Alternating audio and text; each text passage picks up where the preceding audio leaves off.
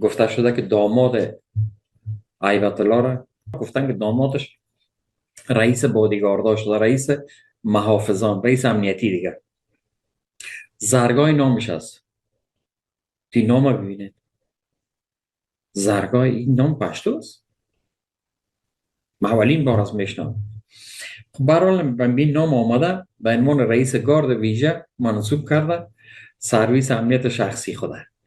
این آدم 60,000 شب نظامی را اونجا جمع کرده، یک ارتش کوچک برای محافظت خود. خب عملا تجزیه از طالب.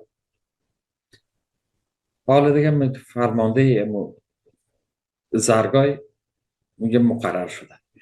این آدم میترسه یا این آدم یا کدام کود، یعنی به اصطلاح که وجود داره یک گروه، یک برد است یا یک دو سه نفر است، هر کسی که است، از ترس مسمومیت یا قتل با سلاح گرم اینا این آدم مقرر کردن.